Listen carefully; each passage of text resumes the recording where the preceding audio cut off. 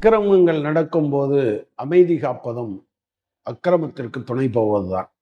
2017ஆம் ஆண்டு ஜூன் மாதம் 4ஆம் தேதி இது நடந்தது. உத்தரப்பிரதேசத்தில் யோகி ஆதித்யநாத் ஆட்சி வந்து சில நாட்களே ஆகியிருந்த நிலை. ஒரு 17 வயது பெண், அவளுடைய பெயர் நமக்கு தெரியாது, சட்டப்படி அதை வெளியிட முடியாது என்பதால் யாரும் அதை வெளியிடவில்லை. ஒரு 17 வயது பெண், அவளை செங்கார் என்கிற ஒரு மிருகம் பாலியல் வன்கொடுமை செய்து சிதைத்திருக்கிறது. அவன் பிஜேபி எம்எல்ஏ, அதுக்கு முன்னால சமாஜ்வாதி கட்சியில இருந்திருக்கான், அதுக்கு முன்னால பகுசன் சமாஜ் கட்சியில எம்எல்ஏவா இருந்திருக்கான், அதுக்கு முன்னால இளைஞர் காங்கிரஸ்ல இருந்திருக்கான். அது ஊர் மேஞ்ச கழுதையாக இருந்திருக்கிறது. இந்த பெண்ணை அவன் சிதைத்ததோடு மட்டுமல்லாமல் தன்னுடைய சகோதரனையும் சிதைக்க விட்டு இருக்கிறான்.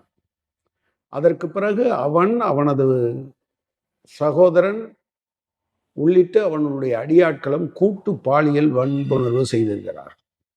இத்தனைக்கும் அவள் ஒரே ஜாதியை சார்ந்தவள், அங்க இருக்கக்கூடிய ஒரு டாமினன்ட் கம்யூனிட்டி.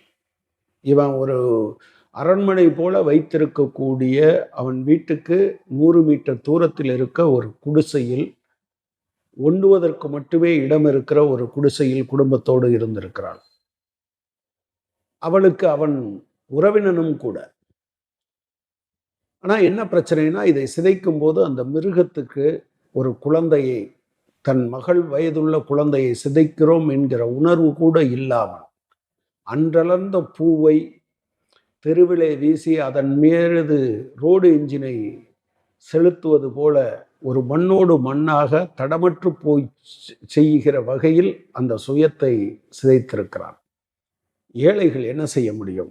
அழ முடியும், பேச முடியும், மேலே இருப்பவர்களிடம் சொல்ல முடியும். அவள் ஒரு கடிதத்தை எழுதுகிறாள், முதலமைச்சருக்கு எழுதுகிறாள், அந்த மாநிலத்தினுடைய டிஜிபிக்கு எழுதுகிறாள். முதலமைச்சர் யோகி, டிஜிபி ஓபி சிங் சொல்கிறார், ஒரு அதிகாரத்தில் இருக்கிற புகழ்பெற்ற மனிதர் மீது அபாண்டமாக பழி சொல்கிறார்கள் என்று சொல்லிவிட்டு கடந்து போகிறார். யோகி ஆதித்யநாத் அரசு அமைதியாக இருந்திருக்கிறது. அப்பாவுக்கு பொறுக்கவில்லை. பெற்ற மனமில்லையா? துடிதுடித்து போகிறார். காவல் நிலையத்திற்கு போகிறார். அவரால் முடிந்தது அவ்வளவு மட்டும்தான். இந்த அதிகார பலம், பணபலம், ஆள்பலம் மிக்கவனோடு அவரால் நேரடியாக போராட முடியாது. எனவே காவல் நிலையத்திற்கு போகிறார். காவல் நிலையத்தில் இவ்வளவு பெரிய ஆளுக்கு எதிராக எப்படி நீ சொல்லலாம் என்று அடிக்கிறார்கள், மிதிக்கிறார்கள். அவர்கள் காலில் போட்டிருந்த பூட்ஸு காலால் வாயிலும் கண்ணிலும் மிதித்து நசுக்கி இருக்கிறார்கள். மனமும் உடலும் துவண்டு போய் அந்த மனிதன் வீட்டுக்குள்ளேயே கிடக்கிறான். அந்த பெண், அவளுடைய தாய், எல்லோரும் நிற்கதியாக நிற்கிறார்கள். மீண்டும் இந்த பெண் 17 வயதுதான் என்றாலும் கூட எல்லோருக்கும் கடிதம் எழுதுகிறாள். எதுவும் இல்லை. ஆனால் இந்த குடும்பம் சமாதானமாகவில்லை என்பதை தெரிந்து கொண்டவர்கள் ஒரு பொய் வழக்கில் மீண்டும் அவரை காவல் நிலையத்திற்கு அழைத்து சென்று தாக்குகிறார்கள். திடீரென்று அவருக்கு வைத்த வலி வந்துவிட்டது என்று கொண்டு போய் மருத்துவமனையில் சேர்க்கிறார்கள். அங்கு அவர் இறந்து போகிறார். ஒரு அநியாயம் நடக்கிறது, அதற்கு எதிராக அதுவும் தன் மகளுக்கு நடக்கிறது, அதுவும் ஒரு மேஜராகாமல் இருக்கக்கூடிய மகளுக்கு நடக்கிறது, குழந்தைக்கு நடக்கிறது என்கிற போது துடித்த அந்த தந்தையின் உயிரை அவர்கள் பறித்து விட்டார்கள். அதன் பிறகு அவருடைய சித்தப்பா, அந்த பெண்ணின் சித்தப்பா, இந்த பிரச்சனையை கிளப்புகிறார். 12 வருடத்திற்கு முன்பாக யாரோ கொடுத்த வழக்கில் உடனடியாக அவர் சிறைக்கு அனுப்பப்படுகிறார். இப்போதும் சிறைச்சாலைக்குள் தான் இருந்து கொண்டு இருக்கிறார். இவளுக்கு தாங்கவில்லை. முதலமைச்சரிடம் சொல்லியாகிவிட்டது, டிஜிபியிடம் சொல்லியாகிவிட்டது, கலெக்டரிடம் சொல்லியாகிவிட்டது. ஒருத்தரும் இது சம்பந்தமாக எதுவும் செய்யவில்லையே என்கிற பதைபதைப்பில் நேரடியாக யோகி ஆதித்யநாத் வீட்டுக்கு போகிறார். வீட்டின் முன்னே அவள் மண்ணெண்ணெய் ஊற்றி தன்னை தீ வைத்து கொள்ள முயற்சிக்கிற போது பாதுகாக்கப்படுகிறார். அவர் உயிர் பிழைத்தாலே தவிர ஒவ்வொரு நிமிடமும் செத்துக்கொண்டே இருந்தாள். அதன் பிறகு யோகி ஆதித்யநாத் அரசாங்கம் விசாரணைக்கு உத்தரவிடுகிறது. அதுவும் சிபிஐ விசாரணைக்கு. அவளுக்கு பாதுகாப்பு தொடர்ச்சியாக அவளுடைய உயிருக்கு அச்சுறுத்தல் இருக்கிறது. சிறையில் இருக்கிற சித்தப்பாவோடு இவர்கள் பேசுகிறார்கள்.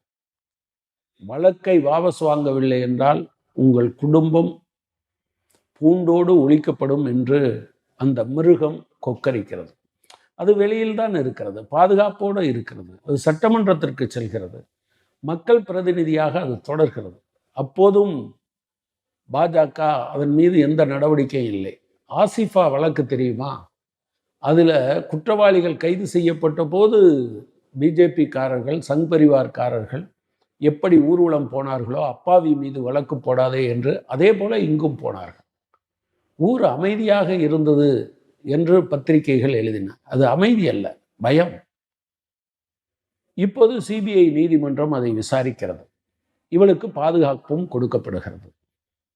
பிரச்சனை என்னவென்றால், இவள் ஒவ்வொரு முறையும் அந்த வழக்குக்கு போய் வருகிற போது அவளுக்கு பாதுகாப்பில்லை என்று சொன்னதால் அவளுக்கு காவல் துறையினரின் பாதுகாப்பு கொடுக்கப்படுகிறது.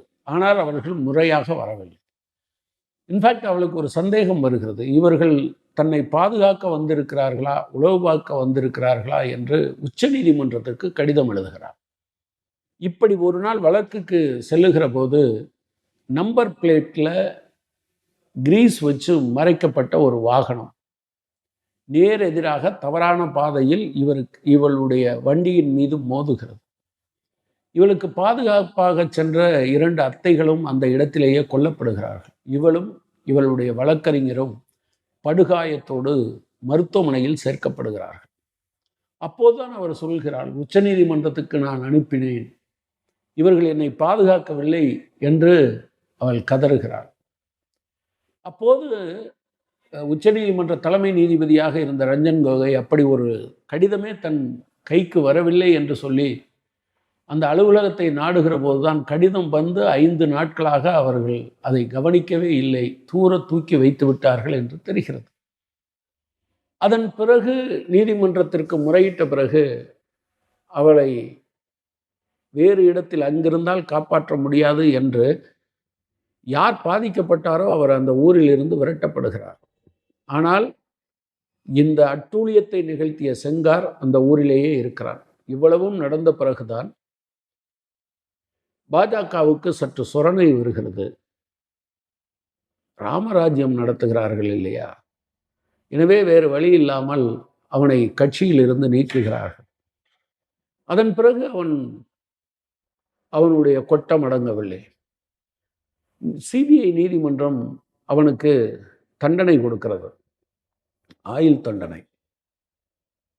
அதாவது ஆட்கடத்தல், போக்சோ, கொலை குற்றம், சதி செய்தல் என்று இத்தனை வழக்குகள் இருந்ததால் ஆயுள் தண்டனை என்று கொடுக்கிற போது நீதிமன்றம் ஒன்றை சொல்லுகிறது.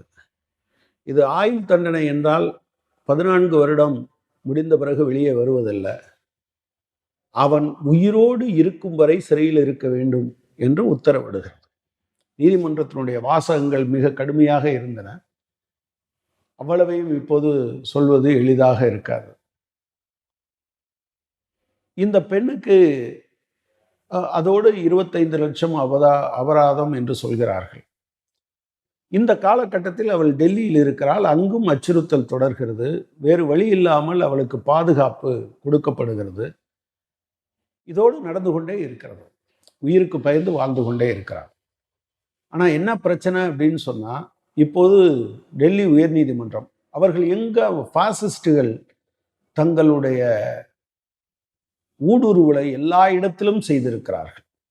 அவர்கள் சொல்கிறார்கள் இல்லையா, பிரதமர் ஆர்எஸ்எஸ்காரர், குடியரசுத் தலைவர் ஆர்எஸ்எஸ் காரர், பெண்ணு இருக்க முடியாதனால ஆதரவாளர், எல்லா இடத்திலும் இருக்கிறோம் என்று சொல்கிறார்கள் இல்லையா. நீதிமன்றத்தையும் அவர்கள் வளைத்திருக்கிறார்கள். இப்போது நீதிமன்றம் சொல்லி இருக்கிறது, அவருடைய அந்த ஆயுள் தண்டனை என்பது இடைநிறுத்தம் செய்யப்பட்டு அவரை விடுதலை செய்யலாம் என்று சொல்லி இருக்கிறது.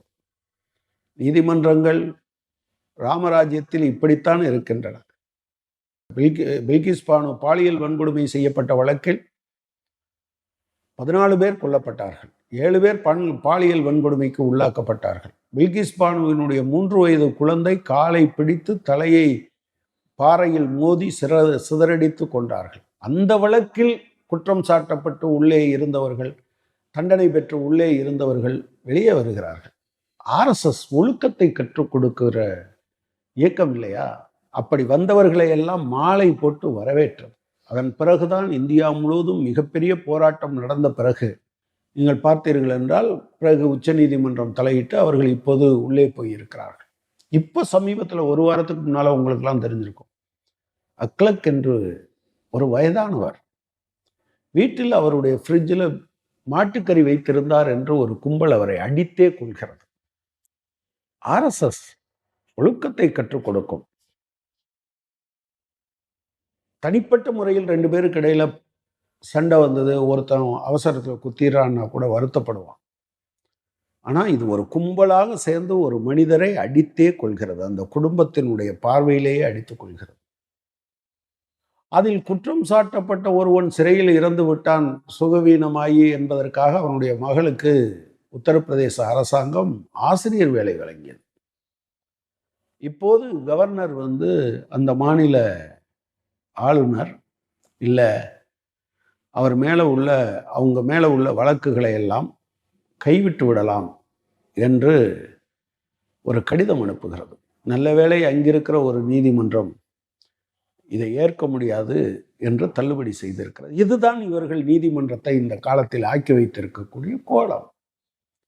நீங்கள் உத்தரப்பிரதேசத்தில் நீங்கள் சொல்லும்போது டிஜிபியே என்ன சொன்னாருங்கிறத நான் சொன்னேன். பிறகு அவ விடுதலை செய்யலாம் என்று சொன்னோன்னா தாயோடு போய் அதற்கு எதிராக ஆர்ப்பாட்டம் செய்தால் இந்த செங்கார் என்கிற மிருகத்தின் ஏவலாட்கள் மீண்டும் அவர் மீது பாய்ந்திருக்கிறார்கள். யோசித்து பாருங்கள், ஒரு 17 வயது பெண் பாலியல் வன்கொடுமை, கூட்டு பாலியல் வன்கொடுமை, அதை கேட்க போன அப்பா கொலை செய்யப்பட்டு இருக்கிறார். அந்த காவல்துறையினர் அடித்ததனால்தான் இவர் இறந்து போனார் என்று சொல்வதற்கு இருந்த சாட்சி யூனுஸ் ஒரு மர்மமான முறையில் கொல்லப்பட்டு இருக்கிறார். அதன் பிறகு அவருடைய சித்தப்பா சிறையில் இருக்கிறார். இவருடைய அத்தைகள் இருவரும் கொல்லப்படுகிறார்கள். ஆனாலும் நீதிமன்றம் அவன் மீது கருணை காட்டி இருக்கிறது. இந்த பெண்ணுக்கு கருணை காட்ட அவர்களுக்கு மனமில்லை. நண்பர்களே, இது ஒரு எல்லா செய்தியையும் போல கடந்து போக முடியாது.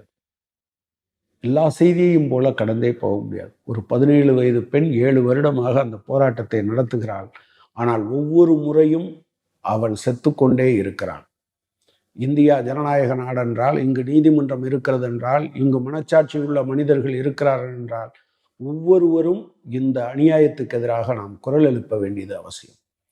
எல்லோரும் நீதிமன்றத்திற்கு போக முடியாது. இப்போ இவ்வளவு கூக்குரல் வந்த பிறகு நேற்றைக்கு அனைத்து இந்திய ஜனநாயக மாத சங்கத்தின் சார்பில் ஒரு மிகப்பெரிய ஆர்ப்பாட்டத்தை நடத்தி இருக்கிறார்கள்.